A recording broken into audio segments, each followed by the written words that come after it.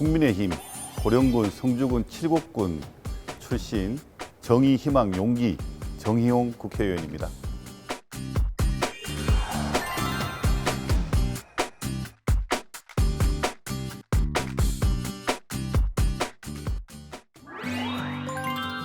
네, 저는 현장 소통, 봉사, 그리고 마지막으로 미래 이렇게 세 가지 키워드를 꼽았습니다.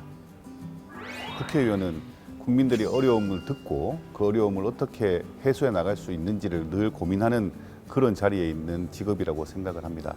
그래서 끊임없이 현장에서 소통하고 국민의 목소리를 들어야 하는 일이기 때문에 현장 소통을 꼽았습니다.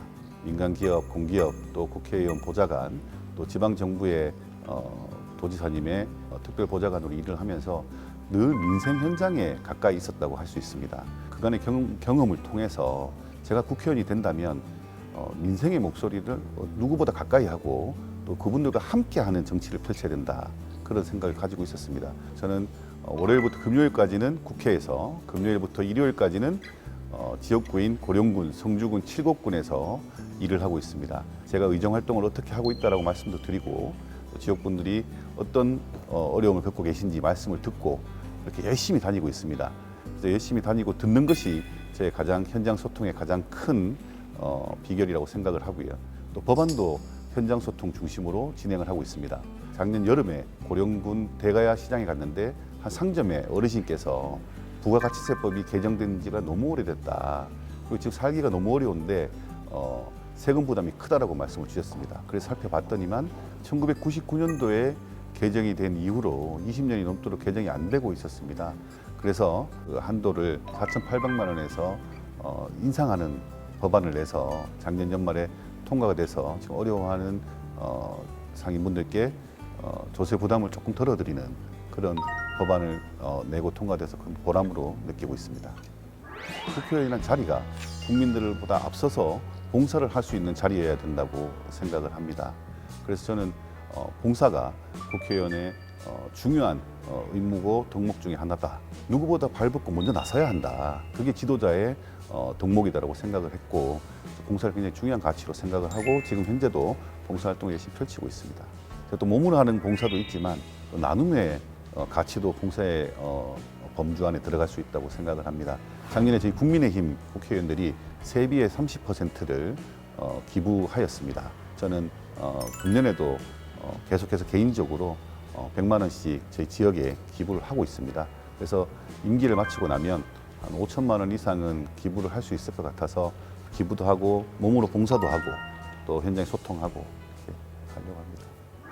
정치인은 현재 처한 모순을 해결하는 것도 굉장히 중요하지만 앞으로 다가올 미래를 대비하고 또 그 미래를 준비하는 것도 굉장히 중요한 정치인의 역할이라고 생각을 합니다.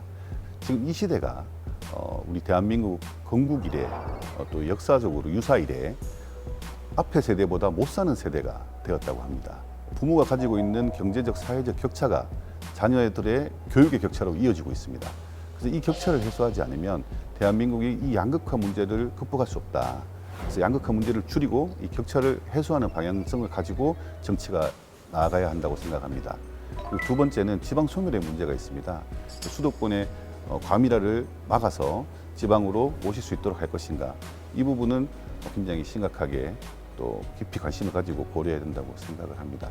미래 사회에 대비하기 위해서 과학기술은 어느 때보다 중요한 순간인 것 같습니다.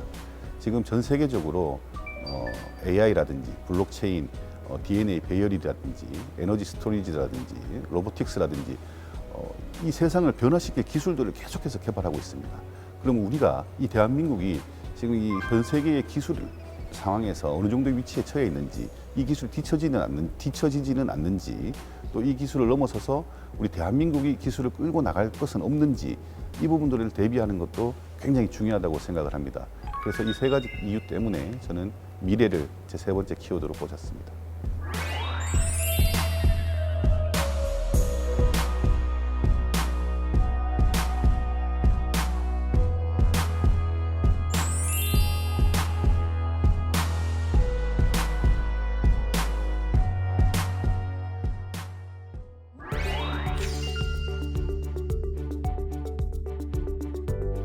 저는 정치란 절망에서 희망을 찾는 것이다 라고 생각을 합니다. 어려운 상황 속에서 이 절망하고 있는 국민들이 정치를 통해서 희망을 찾을 수 있어야 된다고 생각을 하고, 그 과정 속에서 정치인들이 역할을 해야 된다고 생각을 합니다. 현실의 어려운 문제점, 또 미래를 대비하는 문제, 이런 과정을 통해서 희망을 주는 정치, 이것이 지금 이 시대에 가장 필요한 정치라고 생각하고 변화를 이끌어 나가야 된다고 생각합니다. 현재 머물러 있을 수는 없지 않습니까? 국민들이 변화에 대해서는 합리적인 두려움 그리고 합리적인 궁금증을 가질 수 있는데, 이 두려움과 궁금증들을 설득해 나가서 변화를 끌어나가고 리딩하는 것이 정치라고 생각을 합니다.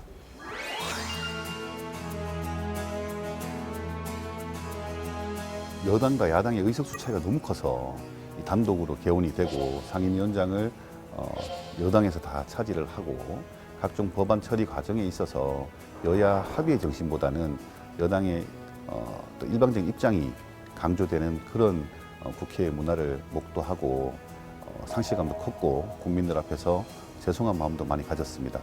하지만 또 여당을 상대로 국민들의 마음이 어떻다는 것을 이야기를 하고 전해서 금년부터는 여야가 협치하고 또 여야가 대화를 통해서 국민들의 목소리를 제대로 온전히 받아들일 수 있는 그런 국회가 되기를 소망하고, 그 안에서 저도 역할을 하려고 합니다.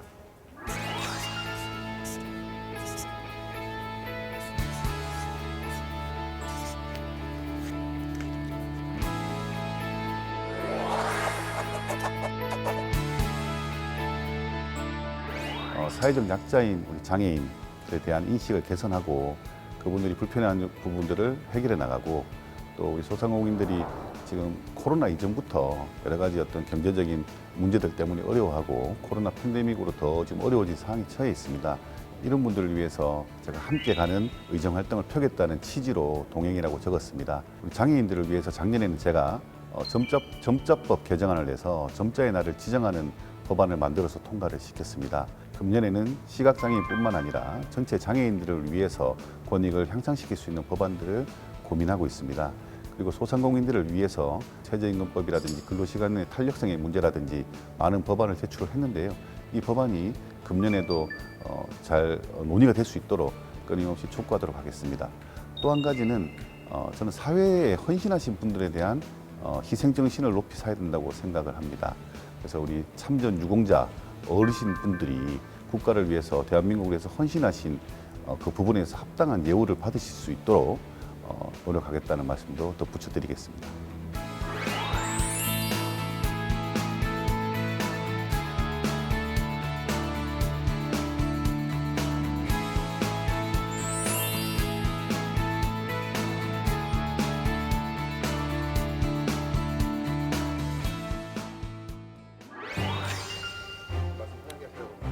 네.